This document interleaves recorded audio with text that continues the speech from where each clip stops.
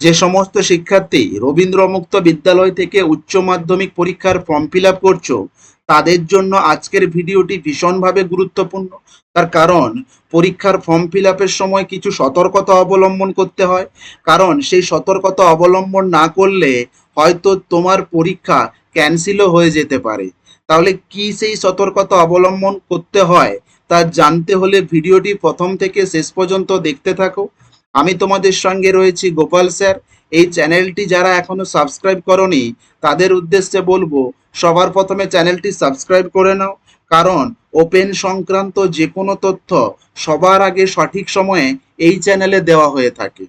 আমাদের স্টাডি সেন্টারে মাধ্যমিক, উচ্চ মাধ্যমিক, BA, BSc, MA, MSc admission থেকে শুরু করে একদম ফাইনাল পরীক্ষা অর্থাৎ রেজাল্ট হাতে পাওয়া পর্যন্ত সব রকমভাবে হেল্প করা হয়ে থাকে, যাতে তুমি 50%-এরও বেশি নাম্বার নিয়ে এক চান্সে সহজে পাস করতে পারো।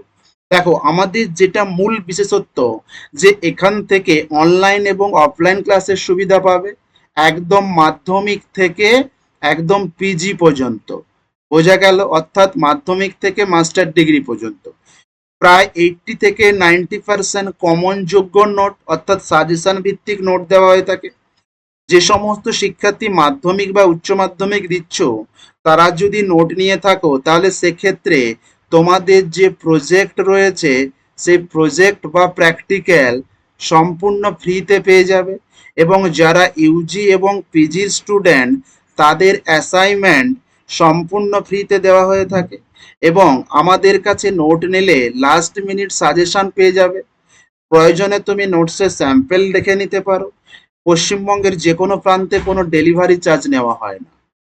দেখো, মূল আলোচনার যেটা বিষয়বস্তু, যে তুমি যখন উচ্চ মাধ্যমিকে অ্যাডমিশন হয়েছিলে, ঠিক আমার স্ক্রিনে যে কাগজটি দেওয়া রয়েছে ঠিক একই রকম দেখতে একটি কাগজ তোমাদেরকে কিন্তু দেওয়া হয়েছিল।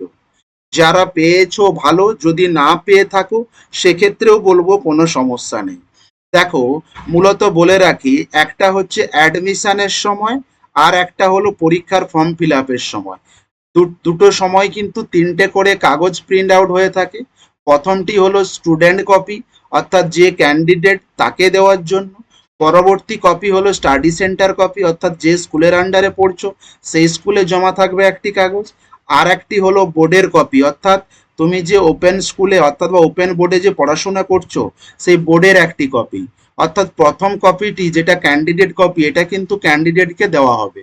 ঠিক ফর্ম ফিল আপের সময়ও তিনটে কপি প্রিন্ট আউট হয়ে থাকে। এবার তিনটে কপির মধ্যে প্রথমটা কি বললাম, স্টুডেন্ট কপি, তারপরে স্টাডি সেন্টার কপি, তারপরে বোর্ডের কপি। দেখো, তোমাকে তিনটে কপিতে অ্যাডমিশনের সময়ও সিগনেচার করতে বলা হয়েছিল এবং ফর্ম ফিল আপের সময়ও তোমাকে, তুমি যখন টাকা পেড করে দেবে, যখন তোমার ফর্ম ফিল আপ হয়ে যাবে এরকম একটা দেখতে কাগজ প্রিন্ট আউট হবে, তিনটেতে তোমাকে সিগনেচার করতে বলবে। দেখে নাও, এই যে এইখানে সিগনেচার করতে বলবে, যে signature of the candidate in full, অর্থাৎ তোমাকে ফুল সিগনেচার করতে বলা হয়েছে। এবার তোমার দেখার বিষয় কি বা কি কি সতর্কতা অবলম্বন করা উচিত। দেখো, আমি কিন্তু তোমাদেরকে কোনোভাবে ভয় দেখাচ্ছি না, কারণ আমি আমার বাস্তব অভিজ্ঞতা থেকে তোমাদের সমস্ত তথ্য শেয়ার করছি। অর্থাৎ যদি একটা আমি ছোট্ট গল্প বলে থাকি, অ্যাকচুয়ালি গল্প নয়, এটা একটা বাস্তব অভিজ্ঞতা। আমার কয়েকজন ক্যান্ডিডেটের ক্ষেত্রেও এটা হয়েছে। দেখো, সে পরীক্ষার ফর্ম ফিল আপ করতে গিয়েছে, সে বলেছে যে আমি বাংলা পরীক্ষা দেব, এই বছর ইংরেজি পরীক্ষা দেব, সঙ্গে বলেছে যে শিক্ষা বিজ্ঞান পরীক্ষা দেব। বোঝা গেল? এবার তিনটে বিষয় পরীক্ষা দেবে বলে বলেছে। এবার যিনি ফর্ম ফিল আপ করেছিলেন তিনি ভুলবশত শিক্ষা বিজ্ঞানের জায়গায় ইতিহাস করে দিয়েছে।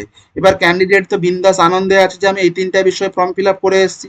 অ্যাডমিট পাওয়ার পরেও দেখেনি ঘুরে, পরীক্ষার হলে উপস্থিত। অর্থাৎ বাংলা পরীক্ষা দিয়েছে, ইংরেজি পরীক্ষা দিয়েছে, শিক্ষা বিজ্ঞানের পরীক্ষার দিন এক্সাম সেন্টারে গিয়েছে। গিয়ে তো তাকে এক্সাম সেন্টারে আর ঢুকতে দেয়নি, তার কারণ ওর তো অ্যাডমিটে শিক্ষা বিজ্ঞান বিষয়টি উল্লেখ ছিল না। তো দেখা গেল ইতিহাস পরীক্ষাটি শিক্ষা বিজ্ঞান পরীক্ষার আগের দিন হয়ে গেছিল। তাহলে সে ইতিহাসও দিতে পারলো না আর শিক্ষা বিজ্ঞান তো দিতেও পারলো না।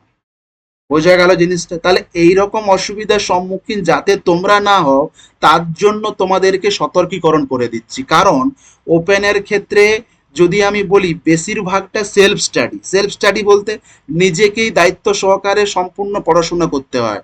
ক্লিয়ার? রেগুলারের মতো তোমরা এত ভালো গাইড পাও না এখানে, কারণ এক্ষেত্রে কিন্তু শিক্ষকের সান্নিধ্য অনেকটাই কম, বা যে স্টাডি সেন্টারগুলোর আন্ডারে তোমরা ভর্তি হয়ে থাকো বা ভর্তি হয়েছো সেখান থেকেও অনেক সময় সঠিক গাইড করা হয় না বা সঠিকভাবে স্টুডেন্টকে বোঝানো হয় না।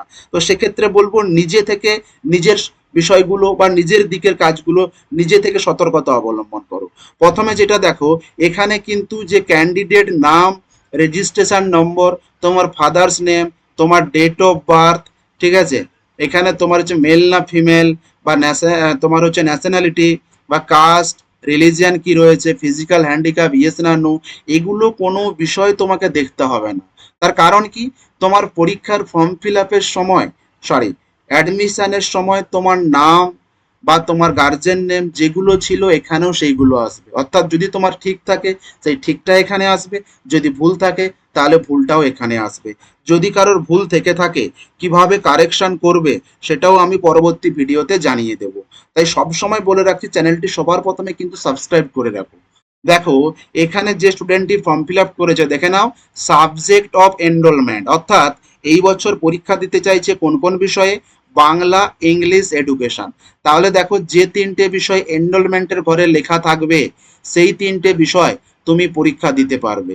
কেউ যদি ধরো 4টা বা 5টা দিচ্ছে, অর্থাৎ প্রথম বছর 3টে দিতে পারবে। সাধারণত এইচএসে যদি বেস্ট অফ 5-এর কথা আমি বলি, প্রথম বছর 3টে দিতে পারবে, দ্বিতীয় বছর বাকি দুটো দিতে পারবে।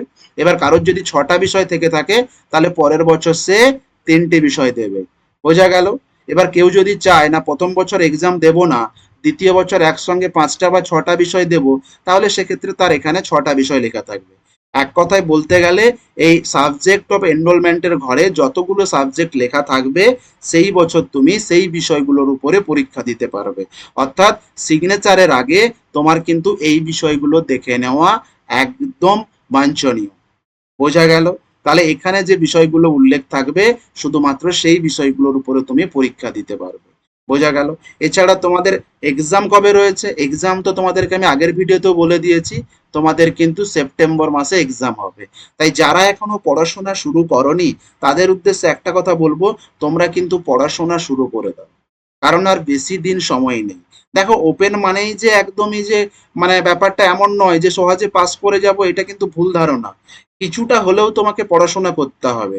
এবার কোনো শিক্ষার্থী যদি ভাবো যে আমি নোটস বা হেল্প নেব, তাহলে তাদের উদ্দেশ্যে একটা কথা বলবো, আগে থেকে নোটস বা হেল্প নিয়ে তুমি পড়াশোনা শুরু করো। কেন তুমি শেষে নেবে? আর তাছাড়া আমাদের চ্যানেলে অনেক ফ্রি ক্লাস দেওয়া রয়েছে, যেমন ইংলিশের পুরো বই, সম্পূর্ণ বইয়ের ফ্রি ক্লাস রয়েছে।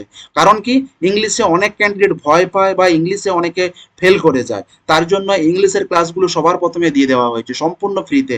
তোমরা চাইলে চ্যানেলটি সাবস্ক্রাইব করে প্রত্যেকটা ফ্রি ক্লাস অ্যাটেন্ড করতে পারো। আশা রাখি তোমাদের কি সতর্কতা অবলম্বন করা উচিত তা আমি বোঝাতে পেরেছি। যদি ভিডিওটি ভালো লেগে থাকে অবশ্যই লাইক করে দিও।